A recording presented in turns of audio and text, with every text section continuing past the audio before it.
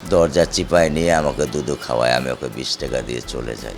মেয়ের শোকে কাতর বাবা, তবে অন্যের মেয়েকে এভাবে চুমু দেওয়াটা কতটা যৌক্তিক? সামাজিক মাধ্যমে একটি ভিডিওতে দেখা যায় রামিসার সহপাঠীদের গালে চুমু দিচ্ছেন রামিসার বাবা।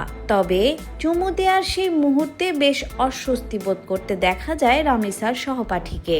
একজন বাবা হিসাবে আমার যা 10 জন মানুষের বাবা হিসাবে যা চিন্তা করে আমি সেটাই করেছি, এর বাইরে কিছু না ভাই। ভিডিওতে দেখা যায় নিজের মেয়েকে হারিয়ে অন্যের মেয়েকে দেখে কান্নায় ভেঙে পড়েন রামিসার বাবা।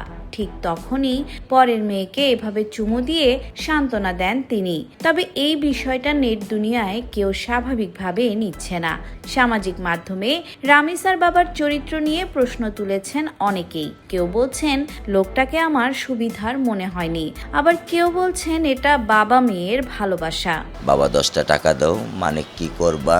বলে চিজ খাবো। আমি দুষ্টামি করে বলে 20 টাকা দেবো, আমাকে দুধা খাওয়াইতে হবে। আমি দুধা খাওয়াবো না। আমি চলে গেলাম। দরজা চিপায় নিয়ে আমাকে দুধ খাওয়ায়, আমি ওকে 20 টাকা দিয়ে চলে যাই। বাবা, এই একটি শব্দে লুকিয়ে থাকে নিরাপত্তা, ভালোবাসা, নিঃস্বার্থ স্নেহের পুরো পৃথিবী। পৃথিবীর সব বাবাই চায় রাজকন্যার মতো তার মেয়েকে আগলে রাখতে।